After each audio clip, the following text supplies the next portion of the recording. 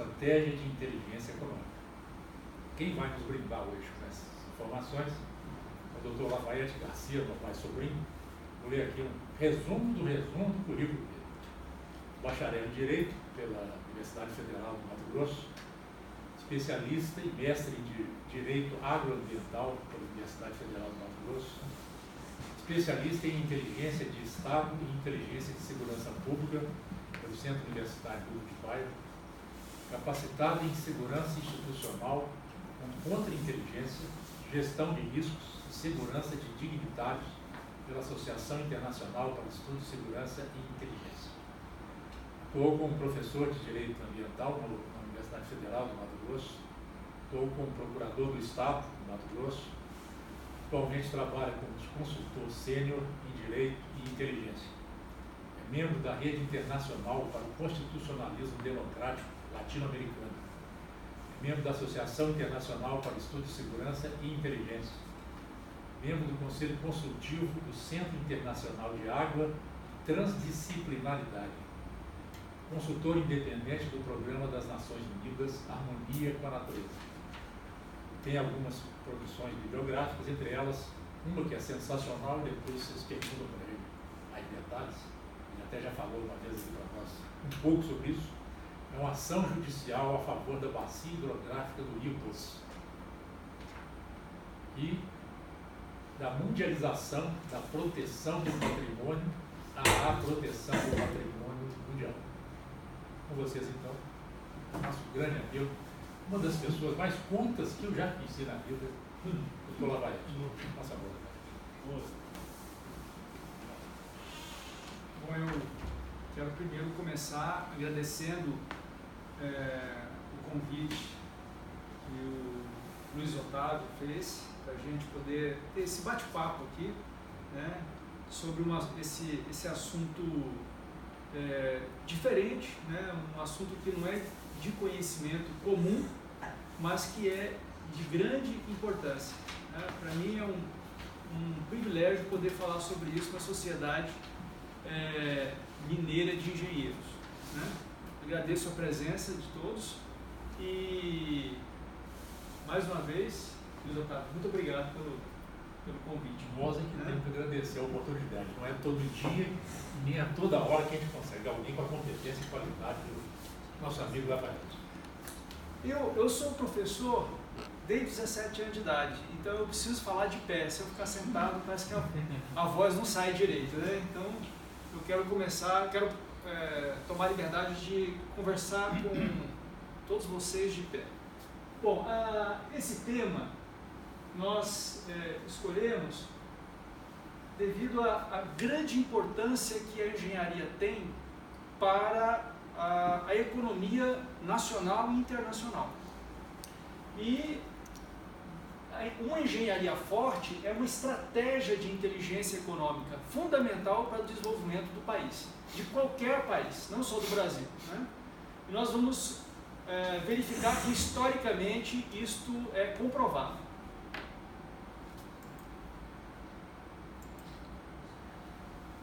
Vamos começar falando o seguinte: quando eu falo de economia, eu tenho que falar de guerra econômica. Né? As pessoas, quando ouvem falar de guerra, imaginam a guerra acontecendo com armas, né, aviões, bombas. Só que hoje a guerra acontece num ambiente muito mais sutil, né, que é nas relações econômicas. E o que é a guerra econômica? É uma batalha de produtos e serviços que acontecem entre os estados. Né? Os estados têm as suas empresas e os estados que são desenvolvidos economicamente quer que as suas empresas se destaquem no comércio internacional. Né? E alguns estados investem muito nisso. Né? Eles realmente dão um suporte econômico e político para que as empresas desses estados possam ganhar novos mercados. Então essa batalha por produtos e serviços é a guerra econômica que acontece no mundo hoje. Quem realiza essa guerra? Empresas e governos que apoiam essas empresas. Né? Então as empresas por si só não têm força política para poder fazer esta guerra, porque a guerra depende de acordos internacionais, depende de um xadrez de relações internacionais que só os governos podem fazer. Como essa guerra acontece? Né? Ela acontece usando duas ferramentas, influência e proteção. Né? Os estados utilizam o seu poder político para influenciar a legislação e a política de outros estados, de modo que as suas empresas tenham vantagens, né? Vantagens na hora de entrar nesses estados, de conquistar esses novos mercados. Então essas são as duas. Quando vocês pensarem em guerra econômica, pensem sempre que existe uma influência que os estados realizam e existe para que as empresas deles ganhem em outros países, entrem em outros mercados, e uma proteção às suas empresas contra empresas de outros países. Então os estados se fecham também com políticas protecionistas para que as suas empresas não sejam prejudicadas pelas empresas de outros países. Quando que isso começou a acontecer com intensidade? Quando aconteceu o fim da Guerra Fria em 1989, com a queda do Muro de Berlim. A Guerra Fria, ela polarizou o mundo em dois blocos, né? O bloco capitalista liderado pelos Estados Unidos e o bloco socialista liderado pela ex-União Soviética. E esses dois países criaram uma grande indústria de armas e de inteligência, de espionagem, para poder fazer essa Guerra Fria. Né?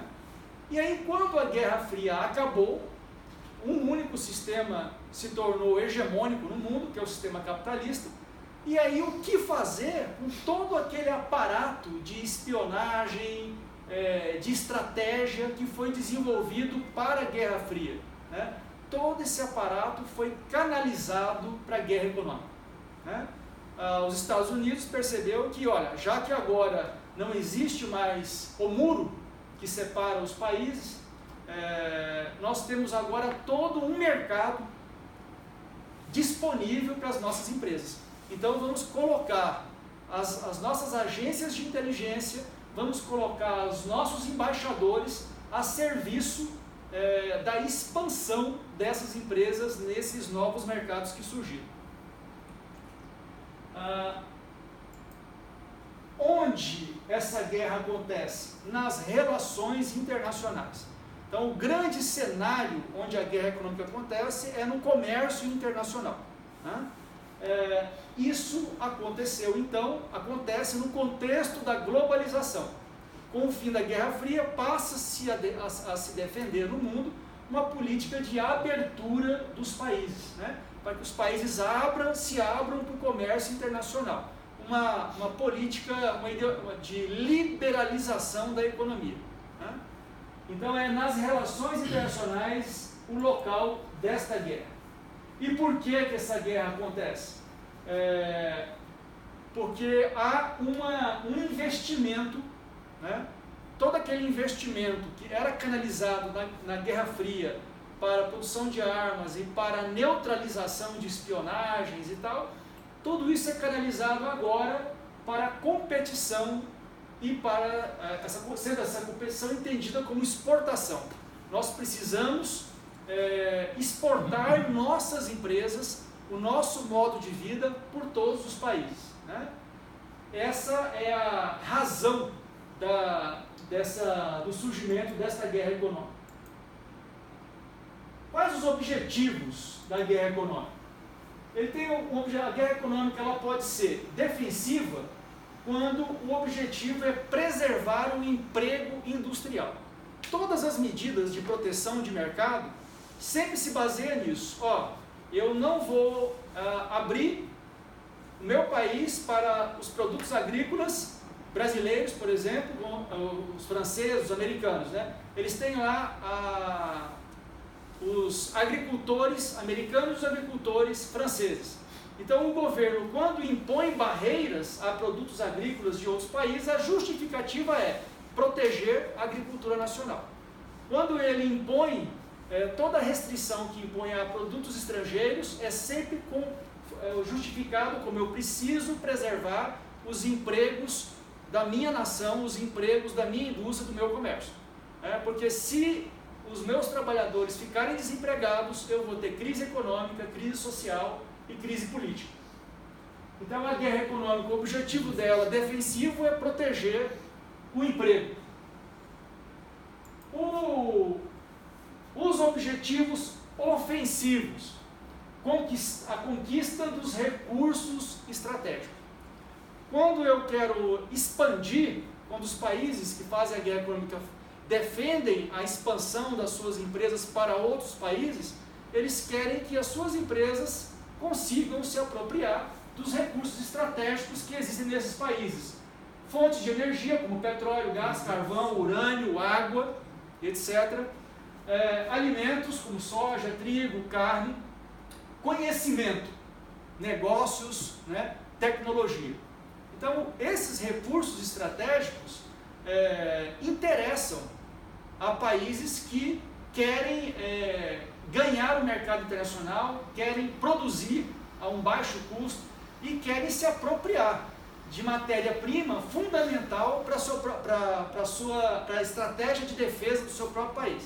Então, o objetivo ofensivo da guerra econômica é esse, é buscar fora do meu país. Eu quero que as minhas empresas consigam entrar em outros países onde tem recursos estratégicos importantes para o meu país. Os fins da guerra econômica são econômicos, por exemplo, como enfraquecer uma economia adversária, políticos, enfraquecer a política adversária, a política de outro país, ou militares, enfraquecer a força militar adversária. Então, quando se faz embargos, quando os Estados Unidos faz o embargo econômico a Cuba, por exemplo, que fez durante tanto tempo, o objetivo é enfraquecer a economia cubana, para também enfraquecer a política cubana. Quando se faz embargos ao Irã, a mesma lógica, o enfraquecimento. Quando se faz o embargo para proibir venda de armas para um país, para qualquer país, como Síria, qualquer país que você queira enfraquecer essas forças armadas. Essa guerra econômica de proibir a venda de armas para esse país tem como motivo o enfraquecimento da força militar. Então a economia, o comércio e a indústria, na guerra econômica, ele é uma arma de grande eficácia, como nós vamos ver mais à frente.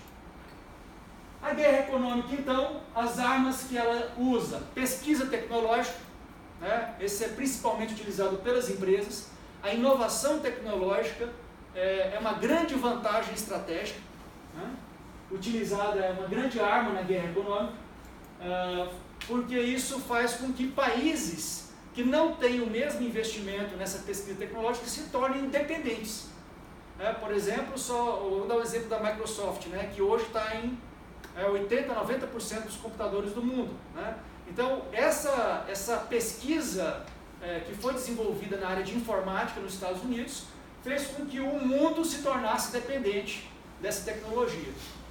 Então, o desenvolvimento tecnológico também é uma arma de guerra econômica. O comércio internacional, e aí a atuação feita pelos Estados, através de tratados comerciais, quando o comércio é mais vantajoso para um país ou para um grupo de países do que para outro, isso também é uma arma de guerra econômica.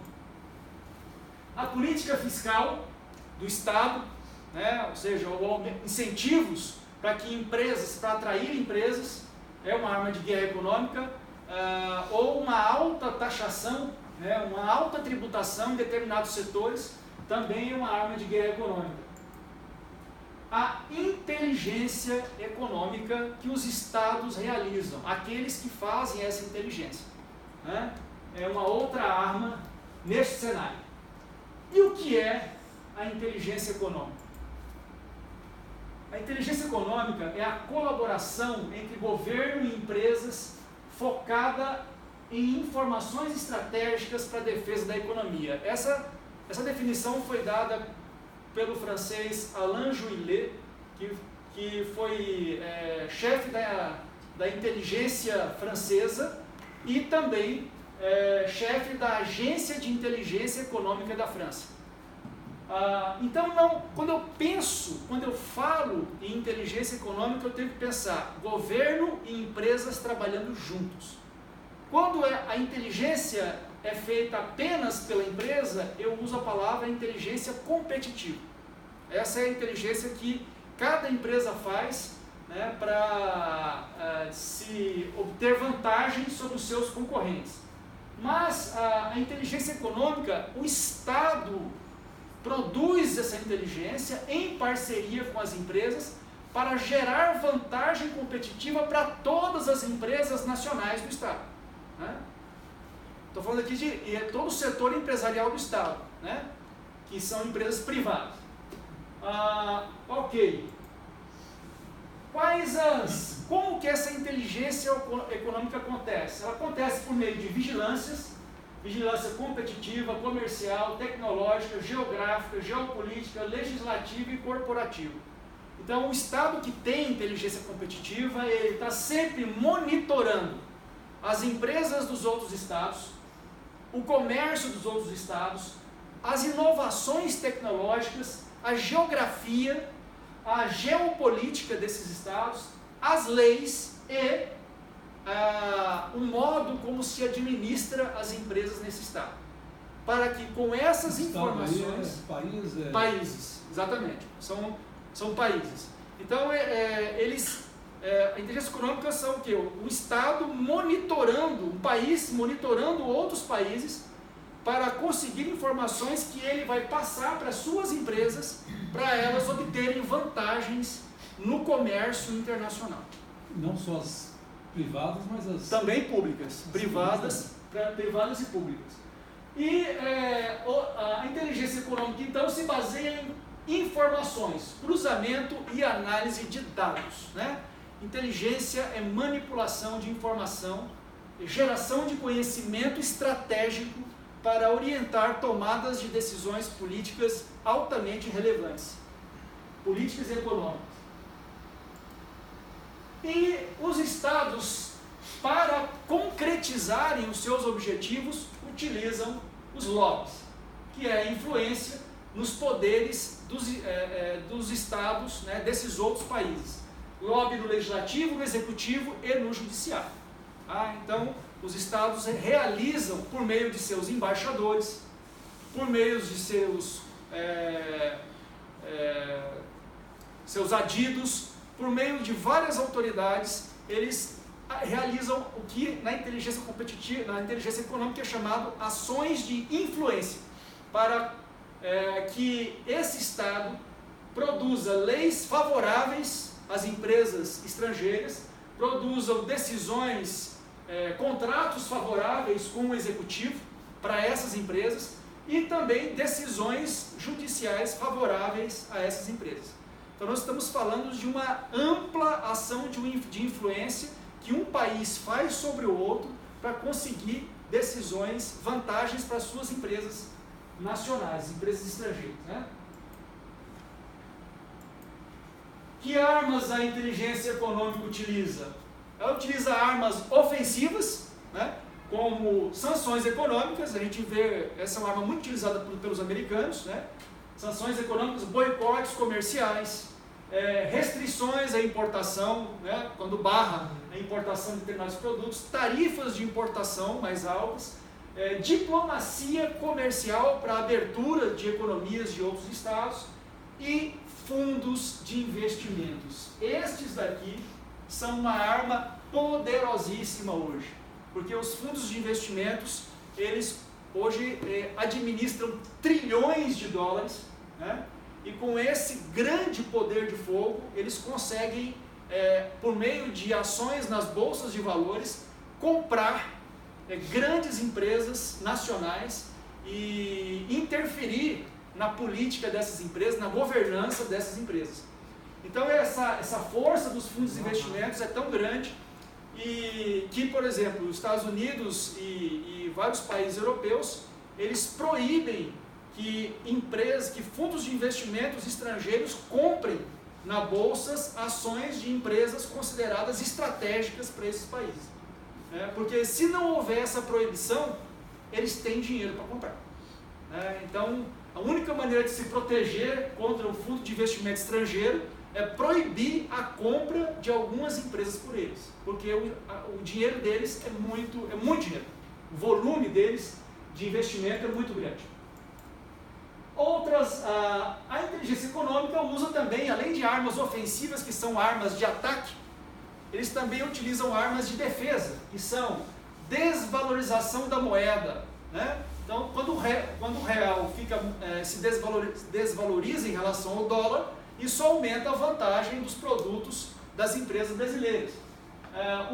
Existe uma lei dos Estados Unidos que fala do comércio injusto, uma lei de 62, aquela lei ali, 301, que permite que os Estados Unidos, com o argumento de um comércio injusto com algum outro país, imponha barreiras a esse país para se defender dessa injustiça comercial. É uma lei bem genérica, é uma grande arma de defesa que os americanos têm. Barreiras alfandegárias e tarifárias, cotas de importação, nós estamos ouvindo falar muito disso recentemente. Mesmo o Brasil agora que está falando em um acordo, está realizando um acordo comercial com a União Europeia, para aumentar cotas de importação. Que a cota de importação é uma arma de defesa também dos países no comércio internacional. Exportações subsidiadas, por exemplo, a gente sabe que a agricultura na Europa e também nos Estados Unidos tem subsídios, então esses subsídios são uma arma de defesa dessa agricultura que os estados realizam para que esses agricultores não sejam prejudicados pela agricultura brasileira. Consumo patriótico, os americanos eles utilizam isso, ou seja, compre apenas de empresas nacionais para favorecer os nossos produtos, as nossas empresas, os nossos trabalhadores. A campanha de consumo patriótico também é uma arma de defesa econômica. E o soft power de regulamentação internacional, ou seja, os países utilizarem organismos internacionais, como a Organização Mundial do Comércio, a OMC, para criar padrões internacionais favoráveis à defesa das suas empresas ou do seu comércio. Então, essas normas internacionais são chamadas de soft power porque elas não podem ser impostas aos países. Eles têm que concordar com isso. Agora, vamos começar o assunto interessante e, vamos dizer, o assunto picante desse nosso bate-papo, que é exatamente a espionagem econômica. Tudo isso que nós falamos foi para contextualizar este assunto, que diz muito respeito à engenharia. A espionagem econômica. Como que ela acontece? Ora, toda aquela parte que nós vimos, de levantamento de informações, de uso de barreiras legais, tarifárias, tudo aquilo é legal. Ou seja, existem leis que autorizam os países a defender a sua economia. Mas existe uma atividade que é ilegal, em alguns países, para outros não tem essa legalidade, mas existe uma atividade que é ilegal e é praticada pelos países como arma de inteligência econômica, que é a espionagem. Como que a espionagem acontece? Ela acontece por meio de escuta em congressos, reuniões, festas. Você manda uma pessoa para um congresso de empresas para saber o que as empresas estão apresentando, para fazer contato com algum engenheiro, com algum diretor da empresa e conseguir extrair dessa pessoa informações sem ela perceber, sem que ela perceba. Essa escuta então acontece, alguém que se apresenta como entrevistador, como pesquisador, como jornalista, infiltrar uma pessoa como empregado numa determinada empresa, ser um espião, um estagiário, né, utilizar estagiário para espionagem, instalar gravadores, né, interceptar as comunicações ou sistemas informáticos. Esse tipo de espionagem econômica é feita por empresas que espionam os seus concorrentes, mas é feita por países também. Tá?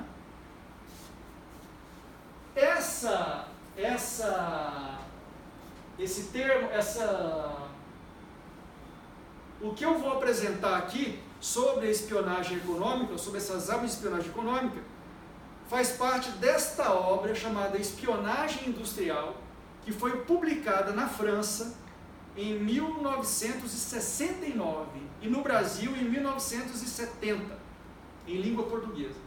Desde 1969, na França, já existia um livro que ensinava a se fazer isso. Em 1969.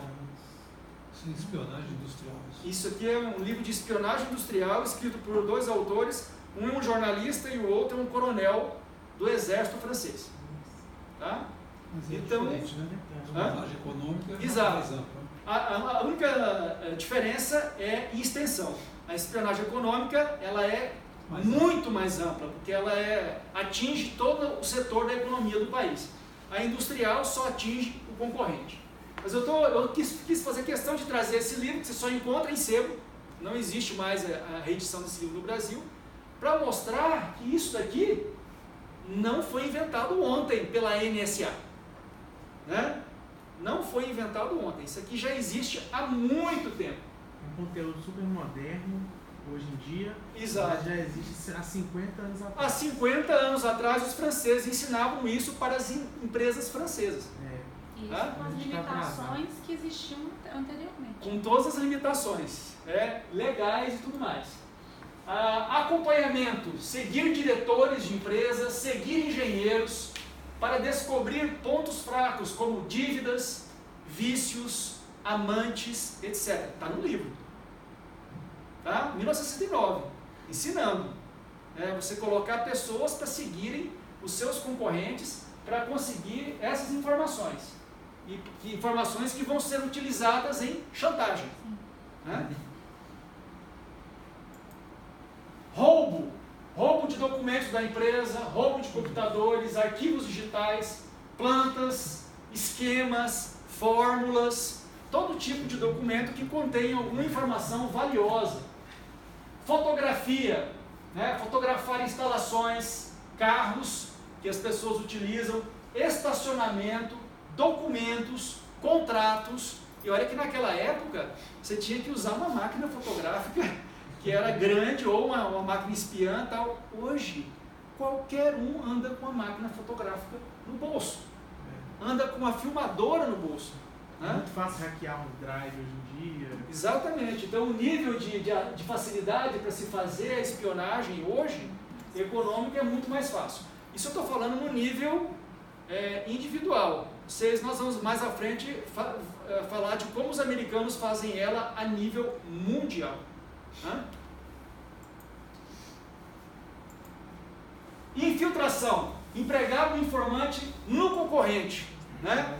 Conseguir que um espião consiga um trabalho, um emprego no concorrente, consultar conselheiros externos com acesso à empresa, pessoas que orientam, né, aquela empresa, clientes, né, conversar com os clientes daquela empresa, com os fornecedores, né? Corrupção, subornar o empregado do concorrente, chantagear, oferecer recompensa, jogar com o seu orgulho, com as suas insatisfações, ou jogar com a sua esposa. É o que o livro recomenda. Tá? Como descobrir informações sobre a esposa para usar a esposa contra o funcionário. Um verdadeiro jogo sujo. Exatamente. Isso aqui é um jogo sujo que ninguém fala dele, ele acontece, ele é ensinado, né? E ele não é feito apenas por empresas, ele é feito por estados. Entender o fluxo da empresa, ou seja, qual é a quantidade de matérias-primas que entra nessa empresa, o fluxo de mercadorias, a origem de correspondências e telefonemas, O consumo de energia elétrica, né? Pelo consumo você sabe o nível de produção que tem ali, né? O fluxo de caminhões, carregamentos, o que tem no lixo dessa empresa. Tudo isso recomendado no livro de 1969.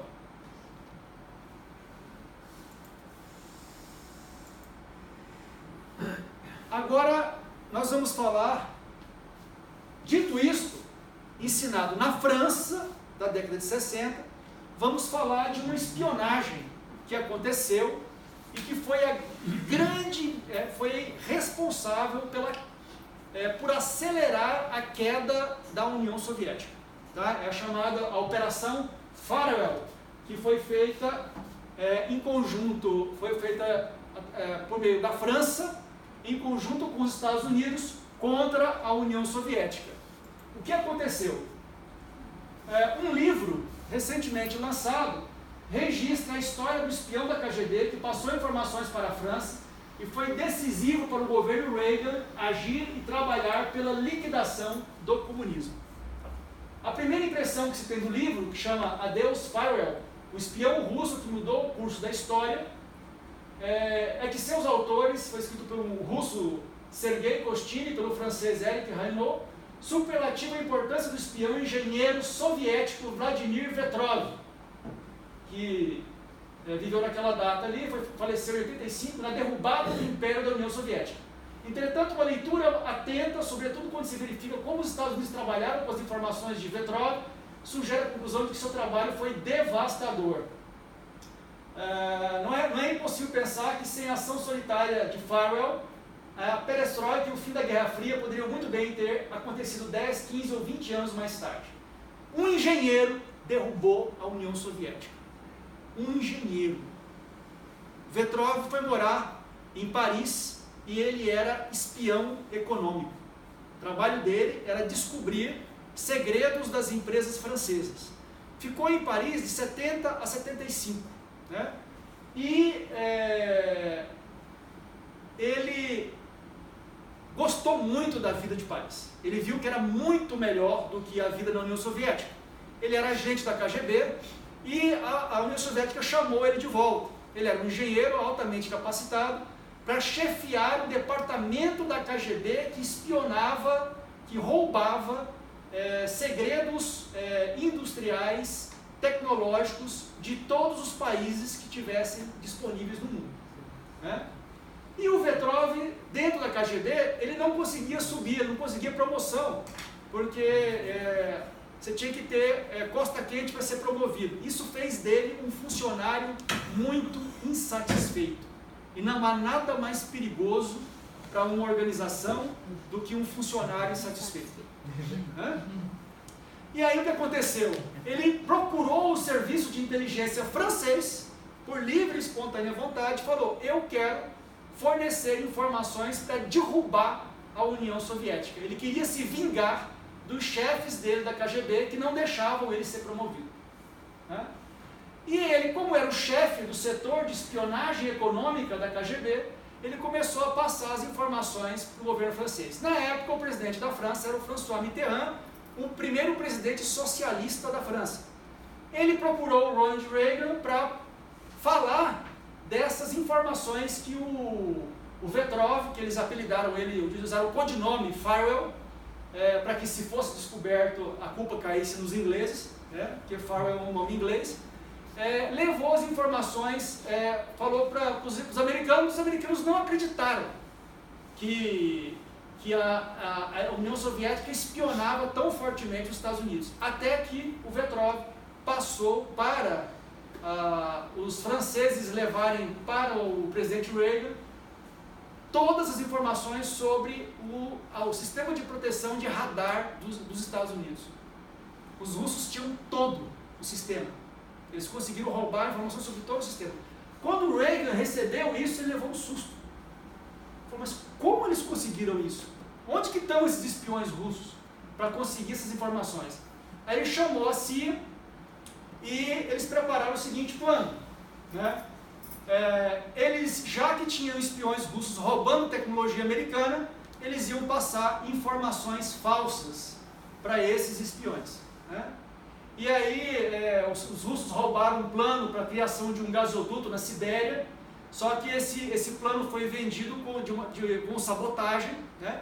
E o gasoduto explodiu depois de um certo tempo, causou uma explosão enorme, e várias tecnologias que os russos foram roubando foram dando problema, foram dando prejuízo, e isso foi minando as reservas dos russos, né?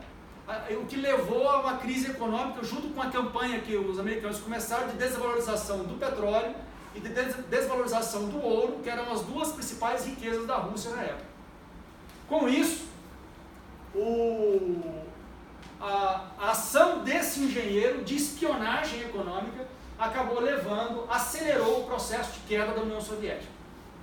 Isso foi uma parceria entre França e Estados Unidos. O Vetrov depois, ele foi pego, ele morreu porque ele tinha um amante, e aí ele tentou matar a amante e matou um homem, que era o marido da amante que ele tinha. Ele foi preso, e quando a polícia russa foi investigar a casa dele, descobriu as provas da espionagem. Ele foi fuzilado em 1985. Mas foi o caso mais grave, mais desastroso de espionagem para a União Soviética. Tá vendo? A culpa das amantes. Culpa das amantes, né? Se não fosse isso, ele ter tentado matar a amante, ele jamais seria descoberto, né?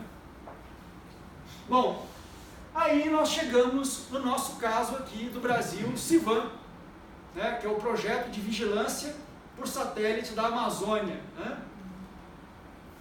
Enquanto na Guerra Fria, naquele momento, Estados Unidos e França se uniram para vencer os russos, aqui França e Estados Unidos eles se rivalizaram para ganhar o projeto CIVAM do Brasil.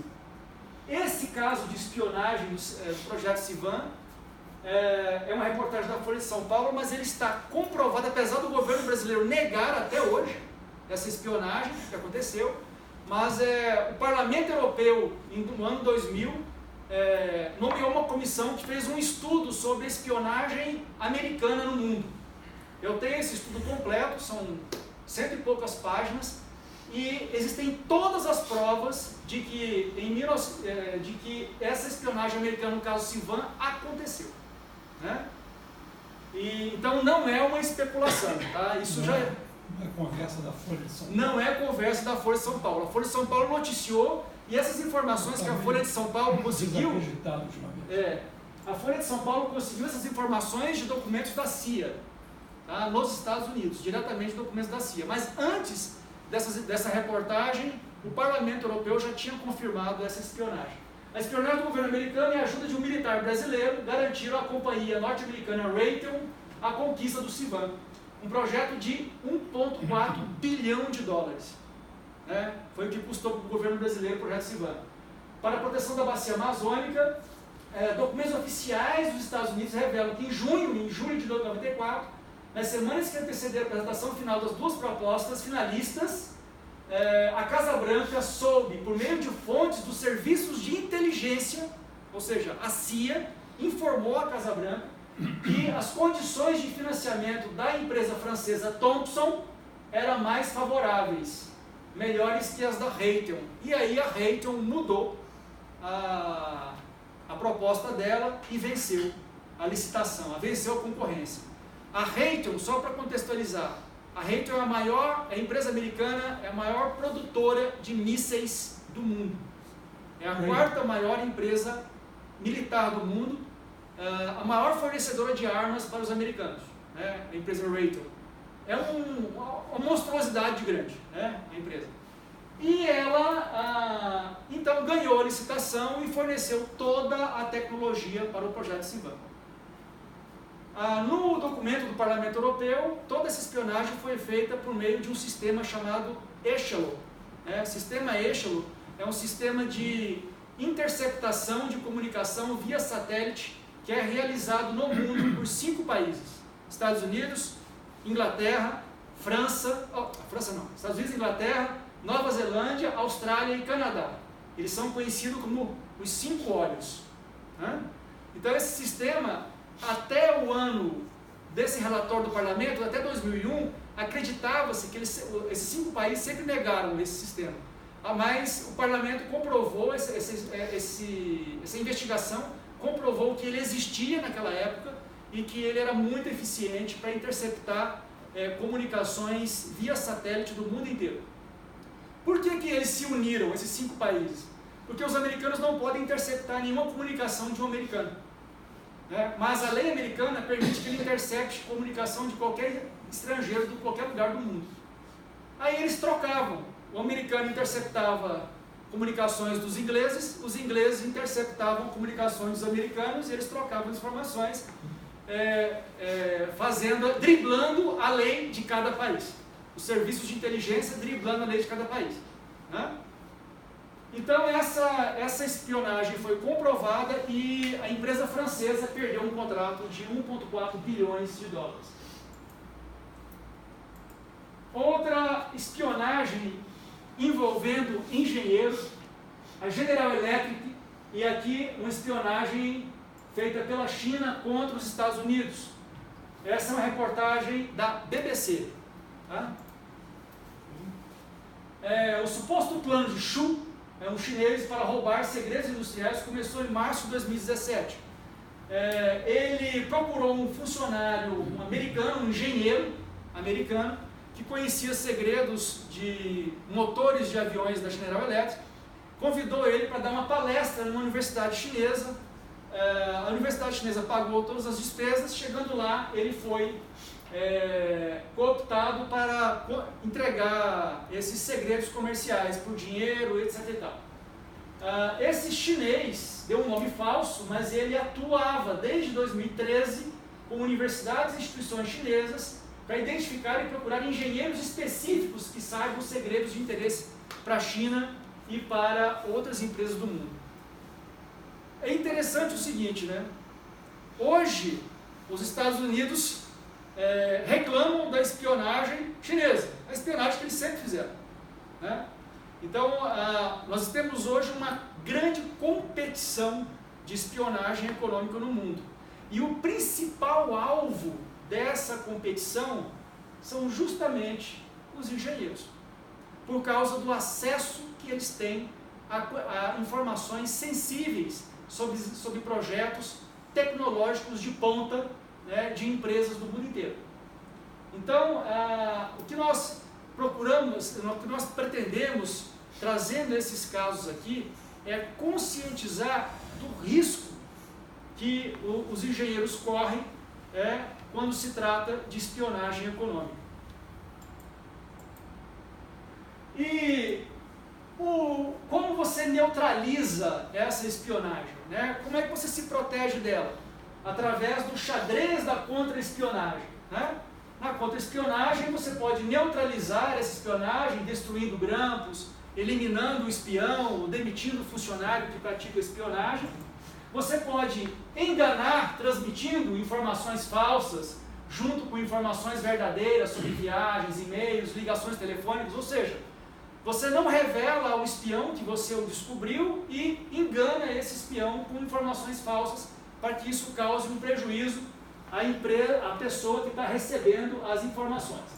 Ou você pode contra-atacar acompanhando as atividades do espião, sem que ele perceba, para descobrir o que ele rouba, para quem rouba, com que finalidade, e por fim, conduzi-lo a uma armadilha, enganando também para que ele passe informações equivocadas àquele que está querendo realizar essa espionagem. Muito bem.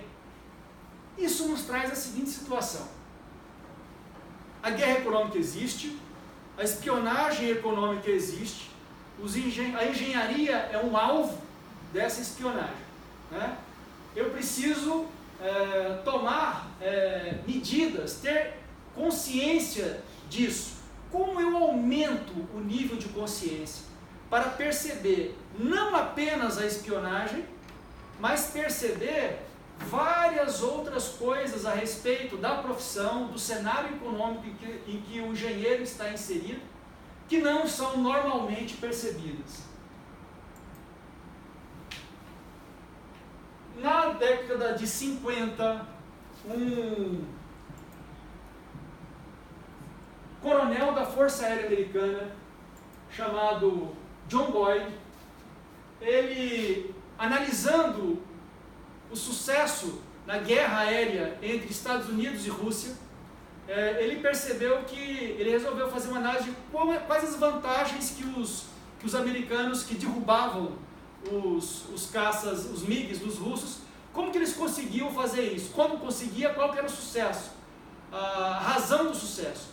E aí ele percebeu que a razão do sucesso foi exatamente o que ele chamou de ciclo ODA: observação, orientação, decisão e ação.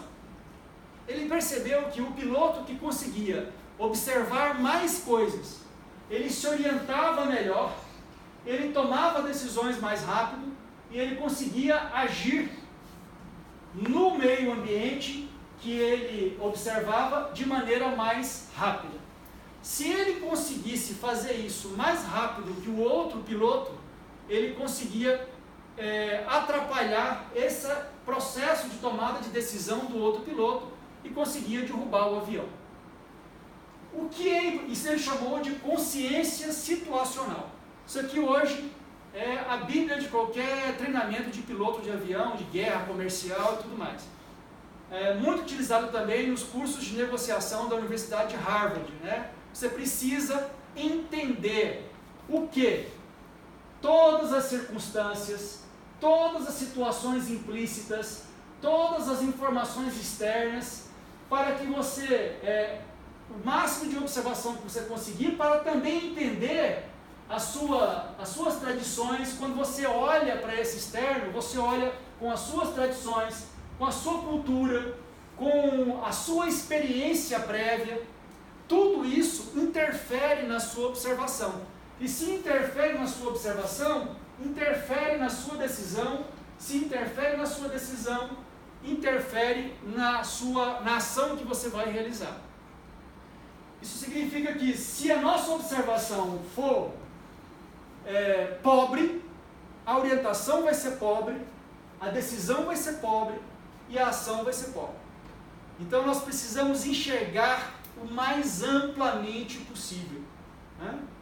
Esse ciclo ODA é fundamental para que a engenharia se proteja da espionagem, para que a engenharia perceba as tendências do mercado, perceba as tendências do desenvolvimento da sua própria profissão.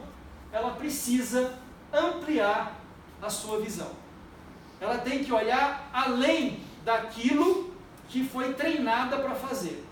Ela tem que ter inteligência cultural, ela tem que ter inteligência social, ela tem que observar costumes, né, das pessoas. E eu trouxe aqui um relatório da CIA. A CIA faz relatórios de análise prospectiva. Então ela faz uma prospecção sobre qual será o próximo futuro dentro de 15 ou 20 anos. Esse relatório da CIA foi feito para uma análise dela até o ano 2025. Né? Esse é um relatório público, foi publicado como livro, comentado a introdução feita pelo jornalista Heródoto Barbeiro, e ela sempre faz esses relatórios não apenas para orientar o governo americano, mas também para mostrar o quanto ela é boa nesse tipo de assunto. O que me chamou a atenção nesse relatório foi exatamente a última página, onde ela diz o seguinte: o título é: liderança será a chave para o futuro até o ano 2025. A liderança é a grande chave para você tomar as melhores decisões. E ela diz assim, a CIA: conforme indicamos no início do estudo, as ações humanas tendem a ser determinantes cruciais dos acontecimentos. Historicamente, conforme indicamos, os líderes e suas ideias positivas e negativas foram os maiores determinantes das mudanças do último século. Conforme enfatizamos, as tendências atuais parecem indicar um mundo mais fragmentado mas a liderança e a cooperação internacional serão o grande diferencial para resolver esses problemas. Quando ela diz assim, os líderes é que foram a grande força de decisão do último século. O que nós não tivemos no último século? Líderes. Hã? Líderes. Não, nós até tivemos líderes, né? Mas nós não tivemos o desenvolvimento tecnológico que nós tivemos há coisa de 30 anos atrás. Né? Então, isso daqui mudou totalmente. Quando ela diz, quando eu digo, os líderes do último século, não tinha internet, sabe? Não tinha millennials, não tinha uma geração, não tinha celular, não tinha nada disso. Então, o ambiente mudou completamente e surgiu pessoas com uma visão de mundo totalmente diferente. A CIA está apontando para um caminho completamente equivocado. Né? Não existem lideranças mais hoje. Porque tudo que acontece hoje é de forma aleatória, fragmentada. Não existe quando se faz qualquer mobilização, seja de direita, de esquerda, seja em prol da Amazônia ou não em prol da Amazônia, qualquer mobilização não tem líder. Né? Não sei. Não tem um líder, você não tem onde apontar. Alguém começou. Pode até. Exatamente. Agora, você não tem uma pessoa falando em nome de. Né? Mas como não tem líder? Tem líder. Nós temos grandes líderes aí nos países, na China, nos Estados Unidos. E aí, as decisões são tomadas por esses líderes, aí vamos aprofundar esse seu questionamento. Por exemplo, quem é que lidera a organização do tráfico mundial nos países? O Waze. Entendeu? O Waze é que organiza o tráfico mundial. Não é o Departamento de Trânsito de BH, não é o Departamento de Trânsito Nacional. Mas é uma arma. Exato. Ele não é então o que acontece? Não é ele que lidera, ele é uma arma que o líder usa. Exato, é aí que está. Ele não lidera, ou seja, o mundo está sendo governado por tecnologias que não têm cabeça. Né? Elas são armas, mas não têm cabeça. Agora, não é feito só por um. Exatamente, não é feito só por um. Então o que acontece? A liderança hoje, você não tem no mundo hoje pessoas que seguem líderes. A geração que está aí não está interessada em seguir líder de ninguém. Essa geração de 20 anos. É uma contra-informação. Exatamente. Isso aqui não é para orientar o mundo inteiro. Para desorientar. Isso aqui é para dizer para onde o mundo não está indo. Tá? Essa é a grande sacada, é o que a inteligência faz. Quando ela diz, o futuro do mundo vai ser determinado por líderes, não é o que está acontecendo hoje e com certeza não é o que vai acontecer amanhã. Né? Não são lideranças que vão indicar o caminho para o mundo. Então, o que acontece? Nós vivemos num mundo completamente, um mundo que nunca existiu antes. O nível de conhecimento que temos hoje, as relações, as tecnologias, isso nunca existiu antes. Então nós não podemos, as nossas crenças precisam mudar. Né? Os nossos conceitos precisam mudar. Eu acho que vale a pena esclarecer, por exemplo, que qualquer um pode ser líder se ele utilizar a tecnologia. Então, eu concordo muito. Assim, eu acho que hoje a gente vê na China uma família que já lidera a China há muito tempo. Nós vemos, existem líderes em cabeça. Agora eles contam com vários outros parceiros, ajudantes e outros membros. Aí é que está. Eles são líderes pelo lugar que eles ocupam, pelo cargo que eles ocupam, mas eles não têm os seguidores. Porque a geração de hoje não quer ser liderada por ninguém. Né? Porque o líder, quando a gente chama uma pessoa de líder... movimentos sociais, né? Inclusive indo para a rua, etc. e tal. E fiquei conhecendo muita gente nesse meio, não tem nenhum líder. Não. É porque quando O a gente... Facebook compartilha muito rápido. O líder, por exemplo, quando a gente fala que uma pessoa é um líder, ela precisa de ter liderados, né? Liderados. Né? Então a China, ela tem aquela dinastia, aquele império que a gente conhece muito antigo, mas só que o que eu entendo que ele está trazendo, que eu já li um pouco a respeito disso também, é que os jovens, essa nova geração, o que está hoje dominando o mundo, não serve para eles. Se eu chegar para os meus filhos hoje, ou se eu chegar para... Eu faço o MBA aqui na ONU com a garotada. Se eu chegar para essa turma e impor alguma situação, não vai. Não funciona. Eles têm as suas próprias... E esses imperadores, essa dinastia, ela vai sumir daqui a um tempo. Exatamente. Porque eles já estão mais velhos, são grandes líderes, mas não infelizmente, vão prosperar. infelizmente nossos filhos, não são eles que tomam as decisões do mundo, né? Tipo assim, para liderar, a gente precisaria de ter decisões tomadas, assertivas e que fosse acompanhada, tivesse uma sequência de liderança, né? E a gente não consegue mais perceber isso com a internet, com a tecnologia, né? Eu tenho medo que quem nos lidere seja tecnologia. Inteligência artificial, né? Eu concordo, mas eu acho que existem as lideranças. Se são pequenas, se elas assim. têm seguidores ou não, de repente tem um cara tem 60 milhões de votos, por exemplo. Hoje vocês... Esses líderes do mundo, eles influenciam as massas de muitas maneiras. A ideia deles, de alguma maneira, influencia. Agora, as pessoas jovens, isso aí quando eu era novo também, se há governo, sou contra. Então, eu era um cara assim, as coisas vão mudando. Né? Só que agora a diferença é que antes a velocidade era menor. A velocidade. Entendeu? Então, essa velocidade, isso aqui, ó, o ciclo Odom. A velocidade tá muito. Para você seguir esse ciclo aqui, antes era tranquilo, você observava tranquilamente, a coisa não mudava em 1 ano, em 10 anos. Aí você podia. Os valores, se a realidade aqui não mudava muito, os valores continuavam valendo. A decisão que você tomava com 6 meses ainda servia para esse ambiente e a ação que você ia realizar produzia efeito. Hoje você vai faz uma observação aqui quando os seus valores já não batem aqui, já tem um problema de interferência. Quando você vai tomar a decisão, isso aqui já mudou. Quando você vai aplicar a ação, ela não surte efeito nenhum aqui mais, porque a coisa já está lá na frente. É o mundo VUCA.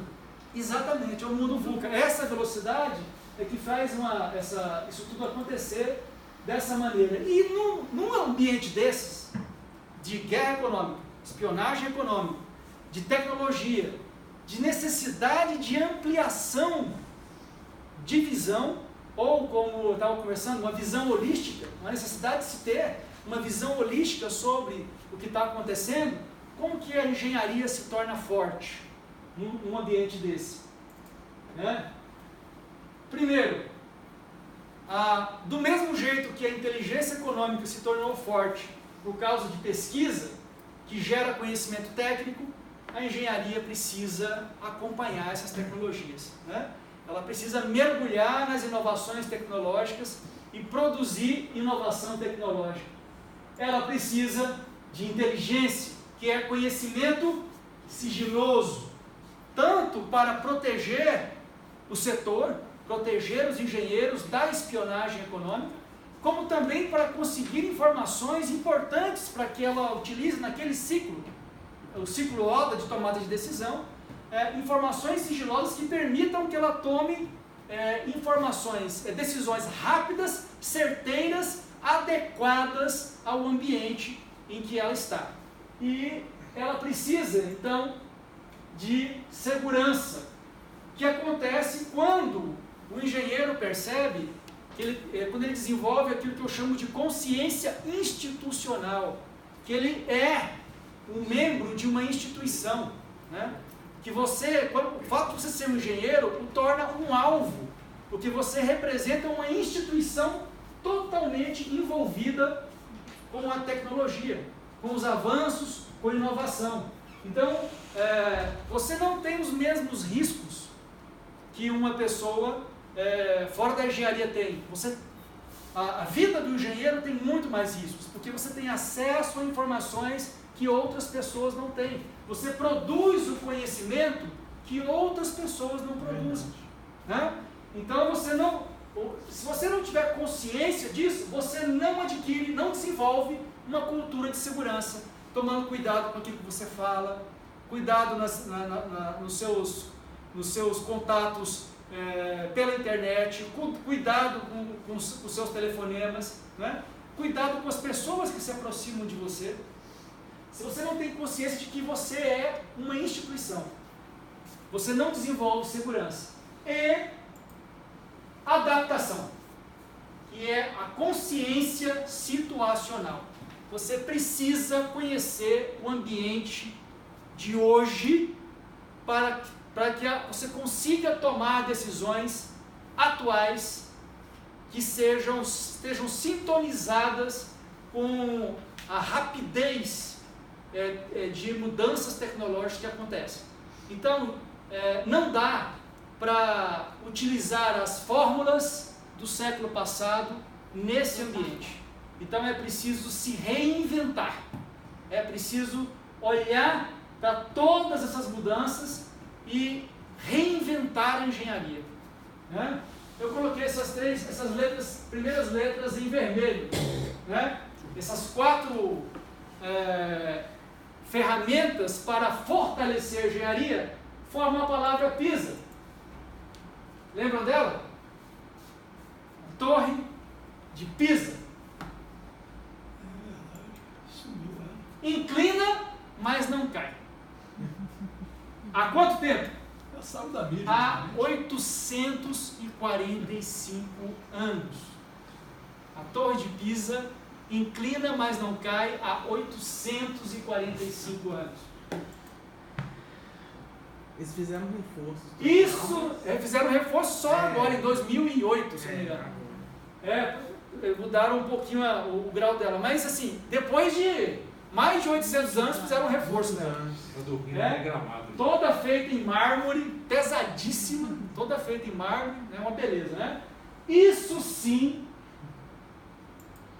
é engenharia forte. As pirâmides aí, isso sim é engenharia forte, porque olha só, as pirâmides não estão inclinadas não, entendeu? Não. Essa aqui é a engenharia forte. A primeira pirâmide ela ficou abaulada porque ela foi um então, gente, os mais antigos em Belo Horizonte, aqui tinha um prédio chamado Balança, mas não pega. Foi reformado, né? O Balança, mas então, gente, a engenharia forte é como a Torre de Pisa. Ela pode ser inclinada pelas mudanças tecnológicas, ela pode ser inclinada pelas mudanças culturais, mas se ela pesquisar, se ela tiver investimento em inteligência, se ela tiver investimento em segurança e se ela se adaptar, ela não vai cair. Grato pela atenção de todos.